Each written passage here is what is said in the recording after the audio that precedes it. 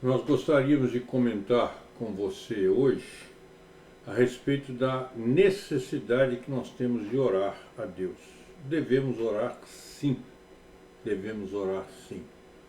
E gostaríamos de considerar com você três pontos importantes sobre a oração e do porquê nós devemos orar. Por que eu devo orar? Por que você deve orar? Por que nós devemos orar? O primeiro ponto que eu gostaria de comentar com você, de considerar com você, é que a oração é uma determinação de Deus. A oração é uma determinação de Deus. Se você abrir a sua Bíblia no Evangelho de Mateus, no capítulo 6, versículo 9, você vai encontrar a seguinte expressão quando o Senhor Jesus Cristo estava nos ensinando a respeito da oração dominical, da oração do Pai Nosso.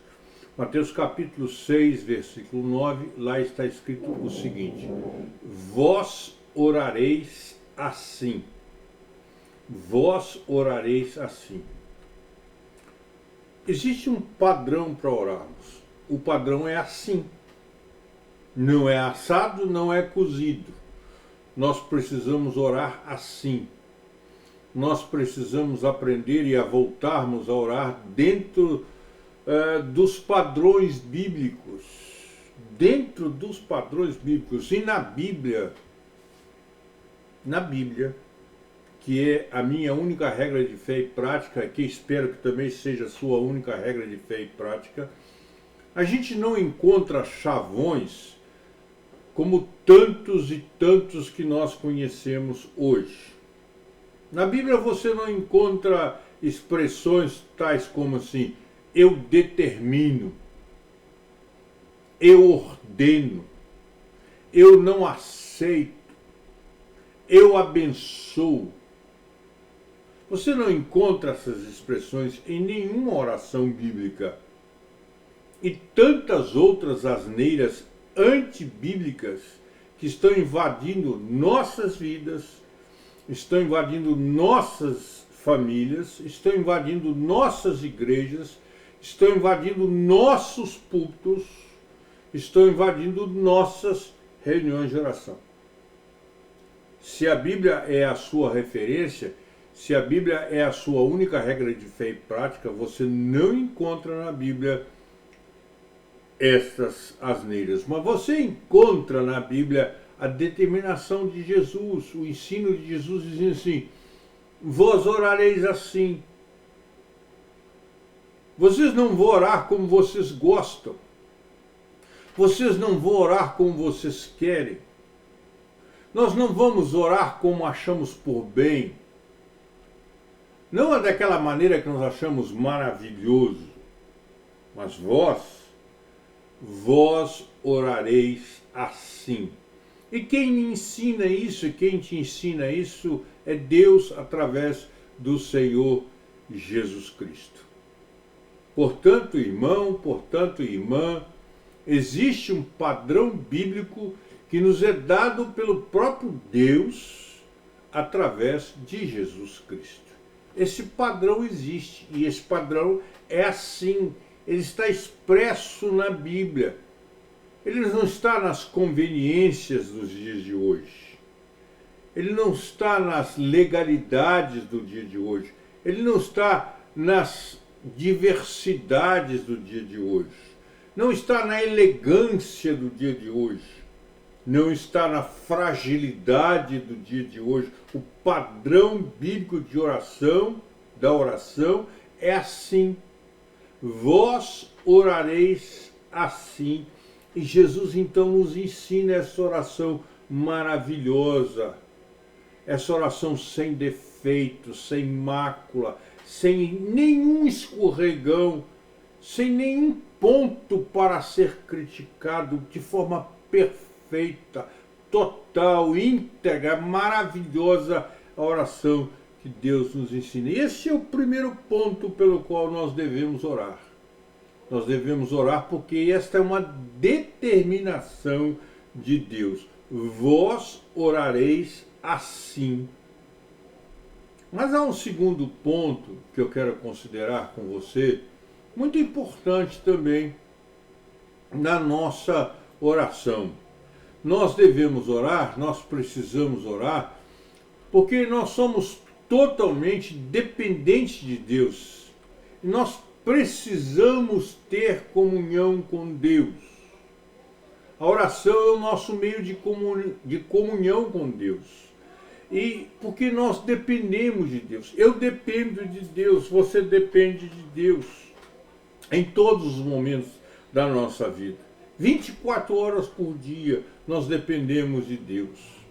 E o Salmo 102, versículo 2, o Salmo 102, versículo 2 nos lembra: inclina-me os teus ouvidos no dia em que eu clamar, dá-te pressa em acudir-me, Senhor.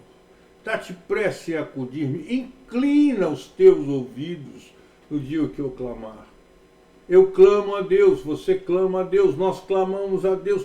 Deus inclina os ouvidos dele para nós e nos acode, nos socorre, nos ajuda e nos estende a mão. Que coisa preciosa nós entendermos que nós dependemos de Deus. Nós dependemos de Deus para o pão nosso de cada dia. Nós dependemos de Deus para perdoarmos e para sermos perdoados. Nós dependemos de Deus para permanecermos de pé. Nós dependemos de Deus para sermos bênçãos nas mãos dele. Nós dependemos de Deus para sermos o bom perfume de Cristo. Nós dependemos de Deus para sermos alguma coisa. Para sermos alguma coisa. Irmãos, preste atenção, você não precisa ter tanto quanto você quer ter, mas você precisa ser aquilo que Deus quer que você... E para você ser, você depende de Deus. Porque tanto querer quanto realizar depende de Deus. Não depende de mim, não depende de você. E como é importante eu saber, conforme o salmista diz para mim, e conforme eu posso orar e posso clamar a Deus: Senhor, inclina para mim os teus ouvidos. Senhor, dá-te pressa em socorrer-me. Senhor, tem misericórdia de mim, renova as minhas forças. Faze de mim um vaso de bênção, um vaso escolhido de Deus, um vaso que leve as mensagens de boas novas, de salvação. Irmãos, irmão, irmã, nós somos totalmente de Deus. Você não é alguém do bem. Você pode ser alguém do bem se Deus te usar para a glória de Deus. Mas há um terceiro ponto, muito importante na nossa oração, que nós queremos considerar com você hoje, agora, neste momento. É que nós acreditamos na soberania de Deus. Acreditamos. Você já parou para pensar o que é a soberania de Deus? Mas também acreditamos na eficácia da oração do justo. E porque essas coisas não se contradizem, essas coisas não são antagônicas, essas coisas não estão em campos opostos, através da oração, nós pedimos a Deus coisas boas para nós e para outras pessoas. Por isso é tão importante você participar de uma reunião de oração. Por isso é tão importante você estar presente na reunião de oração e orar por pessoas. E que coisa lamentável nós vermos como estão vazias as reuniões de oração na igreja do Senhor Jesus Cristo. Outro dia alguém conversava comigo e não concordava comigo quando eu falava sobre esse assunto, falava: não, mas em tal igreja, citava a maior igreja presbiteriana de uma determinada capital do estado, aqui do Brasil, e dizia: na igreja nós temos reuniões com 60 pessoas, 80 pessoas, é uma grande reunião. Eu disse para ele assim: você tem noção de quantos membros tem aquela igreja? Ela tem 1000 membros. E se tem 60, 80 pessoas, nós estamos falando em 6%, 8%, é muito pouco, meu irmão. É muito pouca gente orando. Nós temos reuniões de oração na internet, todos os dias, em vários locais. E nós encontramos 15 pessoas, 17 pessoas, 20 pessoas participando das reuniões de oração, e normalmente as que participam da reunião A participam da reunião B. Você tem orado, irmão? Você tem orado? Você tem participado de reuniões de oração? Você tem orado na sua individualidade? Você tem pedido a Deus por você, pela sua família, pela sua casa, por pessoas? Nós temos milhões, bilhões de pessoas que necessitam das nossas orações. Precisamos estar diante de Deus, acreditando na soberania de Deus e acreditando na eficácia da oração, e pedimos a Deus coisas boas para nós e para os outros. E na oração, nós pedimos ao Deus Todo-Poderoso que haja em nosso favor. E é isso que nos ensina a Bíblia lá no livro de Tiago, no capítulo 5, versículo 16. Você pode abrir a sua Bíblia e conferir. Tiago 5,16 diz: Confessai, pois, os vossos pecados uns aos outros, e orai uns pelos outros, para seres curados. Muito pode, por sua eficácia, a súplica do justo. Quanta gente aí do seu lado com depressão, quanta gente aí do seu lado com câncer, quanta gente aí do seu lado sem saber por que existe, para que vive, qual o sentido da vida. E você não tem orado por essas pessoas, eu não tenho orado por essas pessoas, a igreja do Senhor Jesus Cristo não tem orado por essas pessoas. Mas, irmãos, lembre-se de uma coisa: quando nós oramos, nossa alma conversa com Deus. Nossa alma conversa com Deus. Quando nós oramos, irmãos, nós falamos com o nosso Abba, com o nosso Pai. E a nossa oração sempre deve ser dirigida ao Pai. E o Senhor Jesus Cristo nos ensina isso claramente na oração sacerdotal. Você pode, deve abrir a sua Bíblia no Evangelho de João, no capítulo 17, por favor. Evangelho de João, capítulo 17. Veja no versículo 1, no versículo 5, no versículo 11, no versículo 21, no versículo 24, no versículo 25. A quantidade de vezes que em apenas uma oração o Senhor Jesus Cristo se refere a Deus como Pai, como seu Abba, como seu Pai. Evangelho de João, capítulo 17. E nós repetimos versículo 1, versículo 5, versículo 11, versículo 21, versículo 24 e versículo 25. Não se esqueça disso. Fale com o seu Abba, com o seu Pai na sua oração e clame a Deus misericórdia, clame a Deus a graça dele, como nós estamos esquecendo da graça, do favor imerecido de Deus para a vida das pessoas. E será que nós temos entendido que falar com Deus, falar com o Pai é algo sublime, é algo especial e que é aberto e possível aos filhos? Será que nós entendemos isso?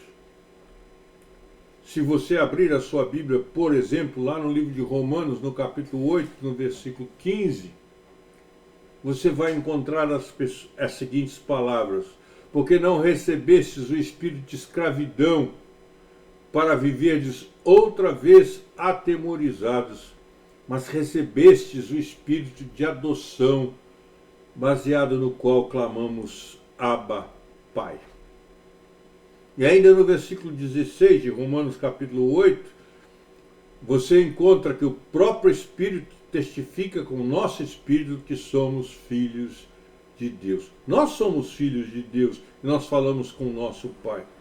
No Evangelho de Mateus, capítulo 11, versículo 27, você encontra: ninguém conhece o Filho senão o Pai, e ninguém conhece o Pai senão o Filho, e aquele a quem o Filho o quiser revelar. Ninguém conhece o Filho senão o Pai. Ninguém conhece o Pai senão o Filho. Mas o Filho revela o Pai a quem Ele quer. E se você quiser se aprofundar mais nesse tema, você pode ainda considerar o Evangelho de Lucas, capítulo 11, versículo 13. Pode ver também o Evangelho de João, capítulo 14, versículos 13 e 14. Pode olhar a primeira carta de João, no capítulo 5, versículo 14 a 16. E também o Evangelho de Mateus, capítulo 6, versículos 5 a 8. E é bom a gente citar os textos e não decliná-los, para que você abra a sua Bíblia e confira para ver se é verdade.